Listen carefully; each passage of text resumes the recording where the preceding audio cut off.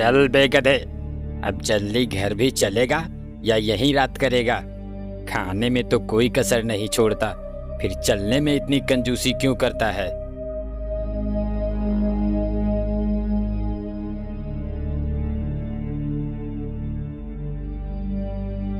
आह, आह, मर गया रे। इस धोबी ने तो कपड़े लाद लाद कर मेरा कचूमर निकाल दिया है।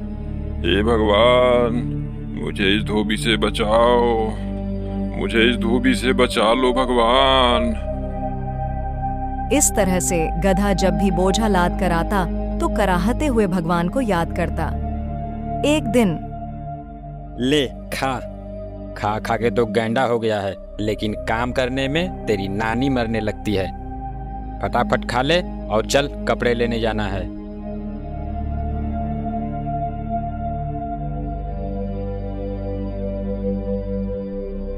अब चलेगा भी या तेरे लिए डोली मंगाऊं? चल। आह, हे भगवान, मुझे इस धोबी से बचाओ।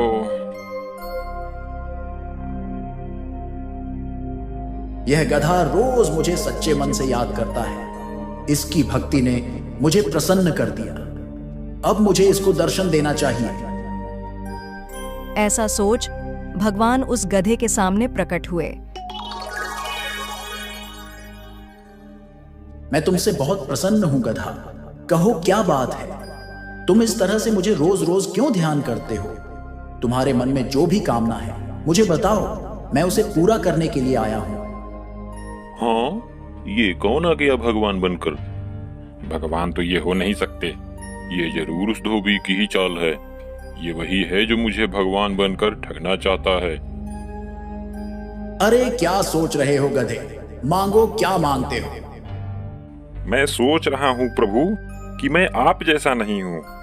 गधा हूँ पर मूर्ख नहीं हूँ। मुझे समझ में आती है भगवान में और धोबी में फर्क। मैं उतना बेवकूफ नहीं हूँ।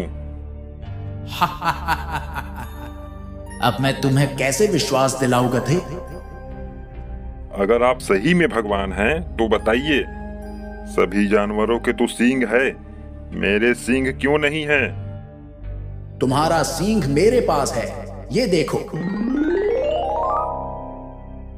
मेरा सींग आपके पास है? इसका मतलब आप सच में भगवान हैं? हाँ गधे, मैं सच में भगवान हूँ। तब एक बात बताइए भगवान, सब तो मुझे गधा समझते ही हैं, क्या आप भी मुझे गधा ही समझते हैं? अरे नहीं नहीं, तुम तो गधेराज हो। गधे ने जैसे ही यह सुना वह खुश हो गया। फिर गधे ने कहा, भगवान, मुझे अब इस धरती पर रहने की लालसा नहीं है। मुझे भी अपने साथ स्वर्ग ले चलें प्रभु। मैं तुम्हारे भक्ति से बहुत प्रसन्न हूं गधेराज, ऐसा ही होगा।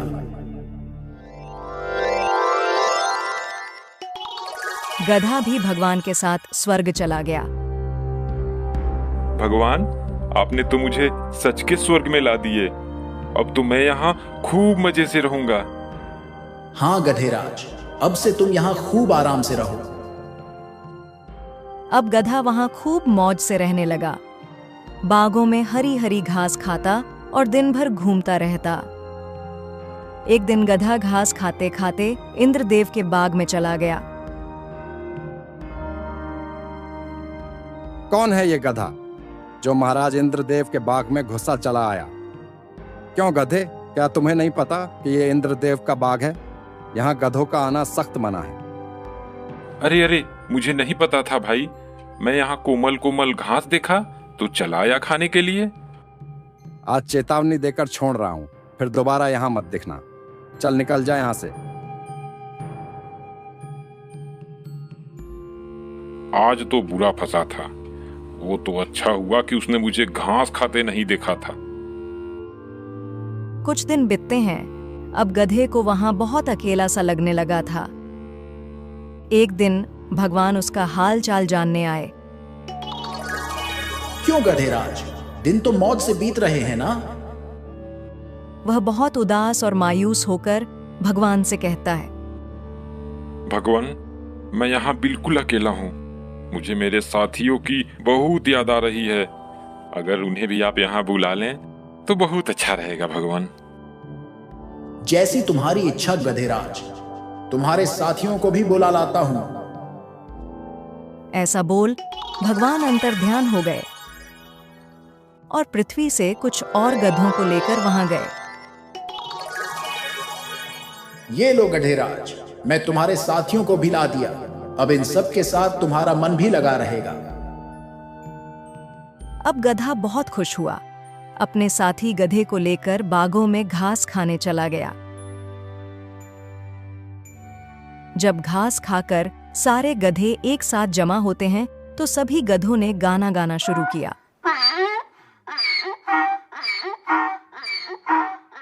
सभी गधों ने अपने आवाज से पूरे स्वर्ग को संगीतमय बना दिया। जब उसकी आवाज से स्वर्ग की शांति भंग होने लगी तो भगवान वहां आए। ये तुम क्या कर रहे हो गधेराज? तुम्हारे कारण स्वर्ग की शांति भंग हो रही है। हम तो गाना गा रहे हैं भगवान। हमारे गाने से मन को शांति मिलती है भगवान। लेकिन गधेराज, यह धरती नहीं स्वर्ग है, और यहाँ आपकी यह ढेचू ढेचू की आवाज नहीं चलेगी। यहाँ रहना है तो तुम्हें अपनी आवाज पर अंकुश लगाना होगा। भगवान, तब तो ये सरासर जास्ती हुई। क्या हमें बोलने का अधिकार नहीं मिलेगा? फिर मैं अपने सुरीली आवाजें किसको सुनाऊंगा? गधेराज, तुम्हारे आवाजों से हमारे ध्यानों में विघ्न पड़ रही है। ये हमारी आखिरी चेतावनी समझो और इस पर अमल करो। भगवान, अगर ऐसी बात है तो मुझे नहीं रहना है यहाँ। हमें हमारे धरती पर भेज दो। वहाँ हम लोग कम से कम आजादी से बोल तो सकते हैं। जैसी तुम्हारी इच्छा गधेराज। जब तुम्हारी इच्छा धरती पर ही जाने को है तो इसमें मैं क्या कर सकता हूँ? चलो, मैं तुम्हें धरती पर भेज देता हूँ। गधे ने जब धरती पर जाने की बात सुनी तो वह खुशी से झूमने लगा। तभी चल उठ जा गधे, कब से लगातार चिल्लाया जा रहा है, हैं? न जाने दिन में सोया सोया कौन सा सपना देखता रहता है। गधा घबरा कर उठता है। हाँ, क्या मैं ये सब सपने में देख रहा था? अब चल जल्दी से खाना खत्म कर और फिर कपड़ा लेने जाना है। और हाँ, दोबारा सो मत जाना। चलो, सपने में ही सही स्वर्ग के दर्शन तो हो गए, लेकिन मुझे स्वर्ग से अधिक प्यारी यह धरती ही है। अब से मैं इच्छा भर के सबको अपने गाने तो सुना सकता हूँ। मुझे उस धुएं से क्या मतलब हिरण भाई? वह तो अपना गधा भाई उस धुएं को देखकर डर गया और इधर से दौड़ते हुए जा रहा था। उसे लगा कि शायद जंगल में आग लग गई। वह अपनी जान बचाने के लिए भाग रहा था। अब तक तो वह न जाने कितनी दूर निकल गया होगा। तो तुमने उसे रोका क्यों नहीं? तुम्हें उस मूर्ख गधे को रोकना चाहिए था। भरतपुर के जंगल में कई सारे जानवर रहते थे। उनमें एक गधा भी था। गधे का मानना था कि जंगल में उसके जैसा समझदार जानवर कोई है ही नहीं। वह हर समय उटपटांग हरकत करता और बिना मतलब की बातें सोचता रहता। कभी कभी उसके सोच के चक्कर में तो जंगल के जानवर भी फंस जाते थे। एक दिन, भाई वाह, आज तो हरी हरी घास खाकर मजा आ गया। मेरा पेट तो भर ही चुका है। अब इस पेड़ की छांव में थोड़ा आराम कर लूं, फिर आगे चलूंगा। ऐसा सोच गधा पेड़ के नीचे बैठकर आराम करने लगा और आराम करते करते इधर उधर की उटपटांग बातें सोचने लगा। मेरे जैसा बुद्धिमान इस जंगल में कोई नहीं, तभी तो समस्या आने से पहले मैं उससे बचने का रास्ता निकालता हूं। जैसे मान लेता हूं मैं यहां बैठा हूं और जंगल में आग लग जाए तो मेरा क्या होगा? मैं तो बेमौत ही झुलस के मर जाऊंगा। तभी उसकी नजर जंगल के दूसरे छोर से उठ रहे धुएं पर पड़ी। धुआं देखकर गधा घबरा गया। अरे, यह तो सचमुच जंगल में आग लग गई। इसका मतलब अब मैं मारा जाऊंगा? नहीं नहीं, इससे पहले कि आग मुझे अपनी चपेट में ले ले, मुझे यह जंगल छोड़कर किसी सुरक्षित स्थान पर भागना चाहिए। ऐसा सोच गधा घबरा कर उठा और तेजी से भागने लगा। गधे को इस तरह बेतहाशा भागते एक सियार ने उसे देखा। वह गधे को रोकते हुए पूछा, अरे क्या हुआ गधे भाई? तुम इस तरह से क्यों भागे जा रहे हो? कोई खजाना मिल गया है क्या? अरे फालतू की बातें मत करो, कोई खजाना लेकर नहीं भाग रहा, मैं अपनी जान बचाकर भाग रहा हूं। वह देखो, पीछे जंगल में आग लगी है। इतना बोल गधा फिर भागने लगा। सियार ने देखा तो उसे कुछ दूर धुआं उठता हुआ दिखाई दिया। अरे हाँ, यहाँ तो सच में आग लगी है। धुआं देखकर सियार भी घबरा गया। उसे भी डर हो गया कि कहीं वह इस आग में घिर ना जाए। यह सोचते ही वह भी गधे के साथ भागने लगा। भागते भागते सियार को कुछ सूझता है और वह रुक जाता है। कहीं मैं गलत तो नहीं कर रहा हूँ?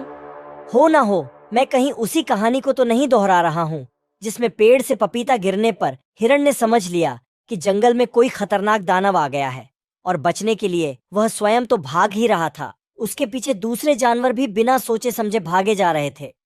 नहीं नहीं, मैं उस आग को बिना देखे यकीन नहीं करूंगा। मुझे उस धुएं के बारे में पता लगाना होगा कि आखिर वह धुआं कहाँ से और क्यों उठ रहा है। ऐसा सोच सियार उठ रहे धुएं की दिशा में चल पड़ा। कुछ दूर जाने पर उसे एक हिरण मिला। हिरण को देखकर सियार रुका और उससे पूछा, हिरण भाई, क्या तुम ये बता सकते हो कि वह धुआं कहाँ से और क्यों उठ रहा है? हिरण ने धुएं की तरफ देखकर कहा, वह धुआं तो झरने के पास से उठ रहा है। झरनों के किनारे खरगोश, लोमड़ी, बंदर और हम चारों दोस्त पिकनिक मना रहे हैं। हम लोग वहीं आग जलाकर बाटी चोखा बना रहे हैं। लकड़ियां कम होने से मैं इधर लकड़ी लेने आया था, परंतु यह सब तुम क्यों पूछ रहे हो? मुझे उस धुएं से क्या मतलब हिरण भाई? वह तो अपना गधा भाई उस धुएं को देखकर डर गया और इधर से दौड़ते हुए जा रहा था। उसे लगा कि शायद जंगल में आग लग गई। वह अपनी जान बचाने के लिए भाग रहा था। अब तक तो वह न जाने कितनी दूर निकल गया होगा। तो तुमने उसे रोका क्यों नहीं? तुम्हें उस मूर्ख गधे को रोकना चाहिए था। उसे रोकने की छोड़ो, एक पल के लिए तो मुझे भी उसने डरा ही दिया था। परंतु सियार भाई, यदि उसे नहीं रोका गया तो ऐसे भागते भागते सभी जानवरों को वह आतंकित करता जाएगा और जंगल में बिना मतलब की भगदड़ मच सकती है। हमें उसके पीछे जाना चाहिए और उसे रोककर सच्चाई बताना चाहिए। हाँ, तुम ठीक कह रहे हो हिरण भाई, हमें गधे को रोकना चाहिए। ऐसा बोल हिरण और सियार दोनों उसी दिशा की ओर दौड़े जिधर गधा भागते हुए गया था। काफी दूर जाने के बाद उन्हें गधा दिखा। बहुत जल्दी ये जंगल छोड़कर मेरे साथ भाग चलो, वरना आग को यहां आते देर नहीं लगेगी भाइयों। अगर अपनी जान बचाना चाहते हो तो भागो। कोई कहीं नहीं भागेगा, जंगल बिल्कुल सुरक्षित है। इस मूर्ख गधे की बात सुनकर तुम लोग भयभीत मत हो। जंगल में कहीं भी आग नहीं लगी है। हाँ भाइयों, हम वहीं से आ रहे हैं। मैं वहां झरने के किनारे अपने दोस्तों के साथ पिकनिक मना रहा था और उसी आग से उठ रहे धुएं को देखकर यह गधा समझ लिया कि जंगल में आग लगी है और यह बेवकूफ बिना सोच विचार किए भागने लगा। आग की वास्तविकता सुनकर गधा झेप गया और सभी जानवरों ने अब चैन की सांस ली। हिरण भाई, तुम्हारा यह काम बहुत सराहनीय है, जो समय पर आकर हमें घटने की सही जानकारी दी, वरना आग की खबर सुनकर हमारी तो सांसें ही रुक गई थीं। मुझे माफ कर दो दोस्तों, आज मेरे कारण पूरे जंगल वासियों को परेशानी का सामना करना पड़ता। मुझे मेरी गलती का एहसास हो गया है। अब से मैं वादा करता हूं कि बिना सच्चाई जाने कभी भी कोई कदम नहीं उठाऊंगा।